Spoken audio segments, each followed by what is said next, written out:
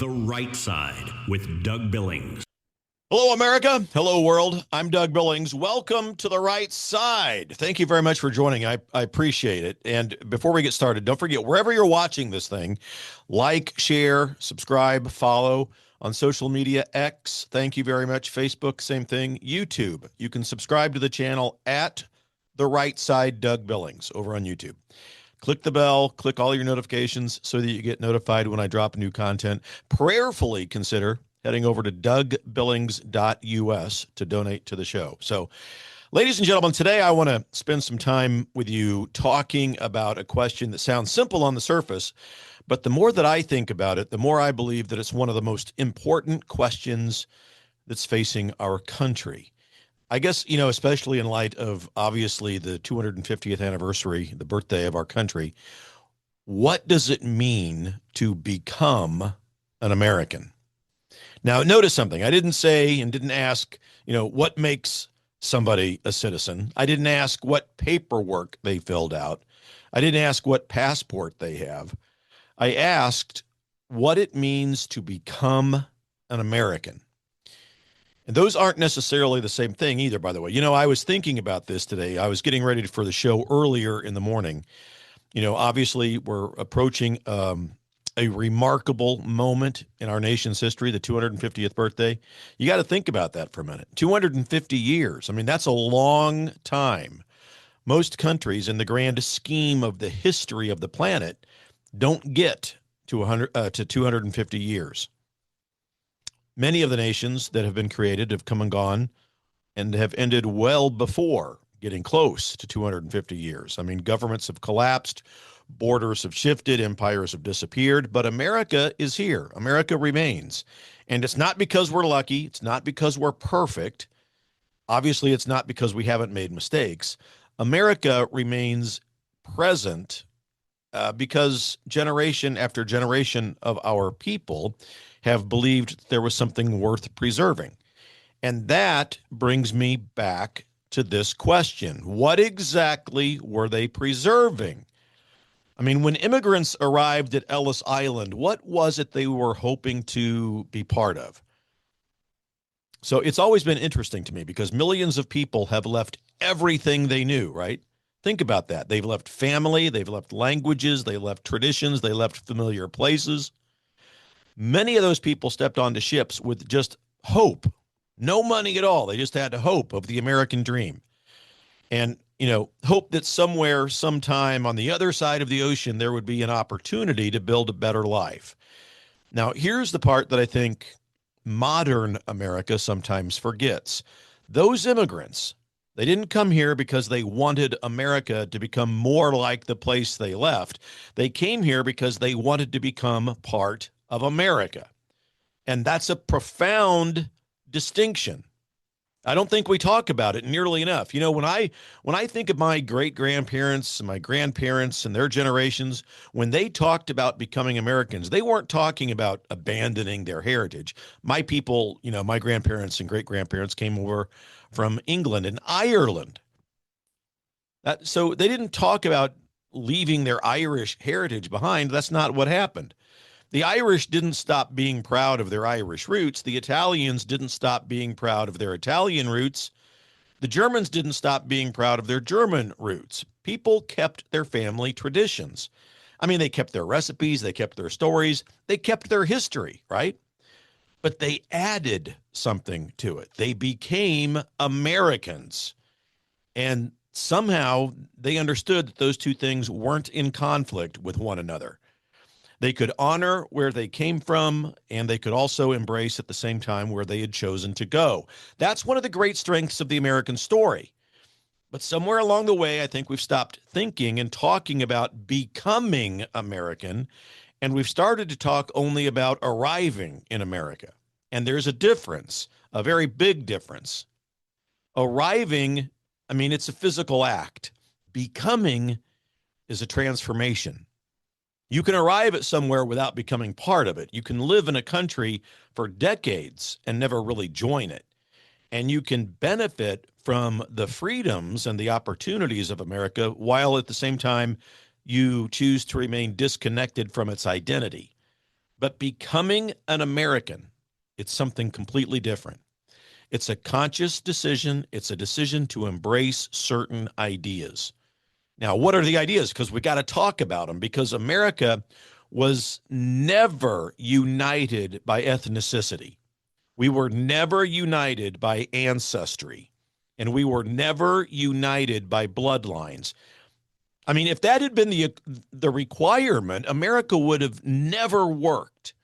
What united Americans was something much more powerful: a shared belief, a belief that rights come from God, a belief that government exists to protect liberty rather than to grant it, and a belief that ordinary people are capable of governing themselves, and a belief that freedom and responsibility, they belong together.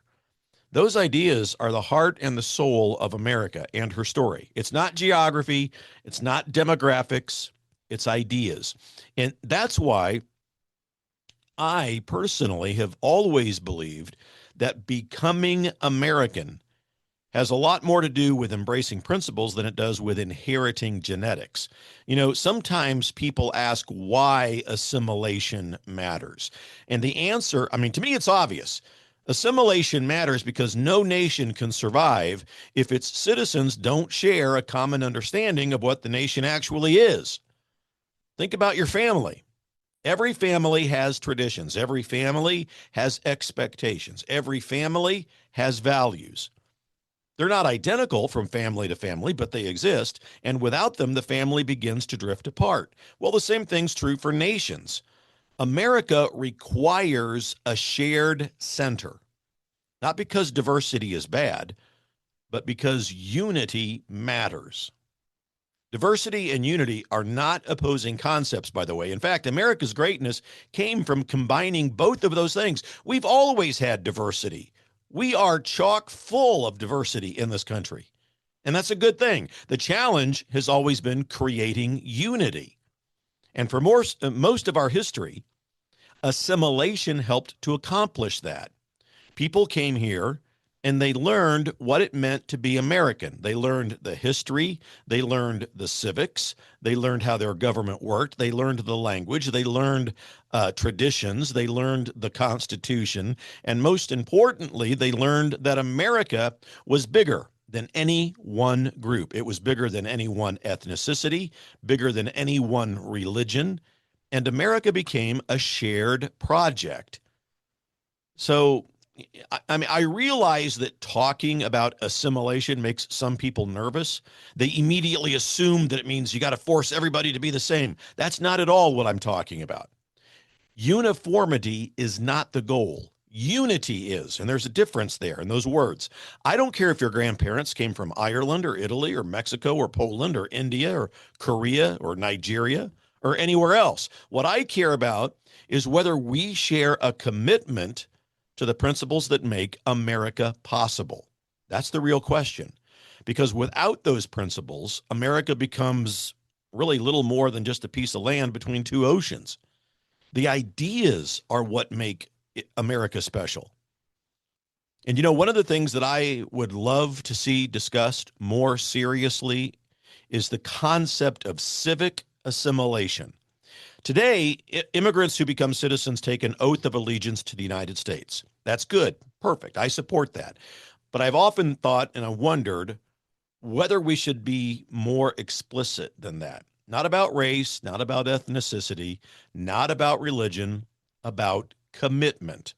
A commitment to the Constitution, a commitment to American laws, a commitment to self-government, a commitment to becoming part of the American story. Because I don't think that's unreasonable. In fact, I think it's one of the most pro-immigrant positions that a person can hold, because successful immigration requires successful assimilation. Otherwise, you're not building one nation, you're building separate communities moving in different directions. And history shows us where that will lead, folks. And it rarely ends well. Now, before anybody misunderstands me, this is not about fear. This is not about panic, and it's certainly not about hostility towards newcomers. It's actually the opposite. It's about confidence. A confident nation isn't afraid to explain what it believes, and a confident nation isn't embarrassed by its founding principles. I think that a confident nation has the courage to say, these are the values that built this country, and we'd love for you to join us. That's the American invitation, folks. So join us, become part of the story, help us write the next chapter. As America approaches her 250th birthday, I think that it's one of the most important conversations that we can have, not because we're looking backward, but because we're looking forward. I mean, what kind of country do we want to be in just 50 years, 100 years, 250 more years from now? I think the answer depends largely on whether we're willing to preserve the ideas that made America exceptional in the first place. Those extreme positions and beliefs like freedom and faith, personal responsibility, equal justice under the law, limited government, self-government, human dignity. Those are the ideas that transformed a collection of colonies into the most successful nation in human history.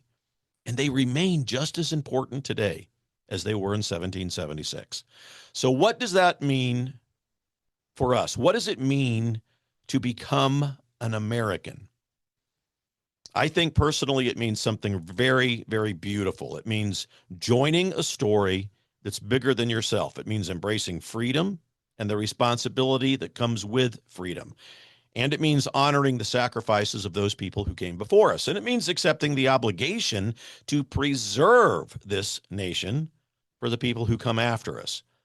So it's not just citizenship, it's stewardship. And that's what America needs more of today, not less. Ladies and gentlemen, please subscribe, follow, set reminders to get my latest content, and please prayerfully consider donating to the show at dougbillings.us. Because after all, like I always tell you, we're in this thing together, folks. Believe it. For the Republic. Cheers. The Right Side with Doug Billings.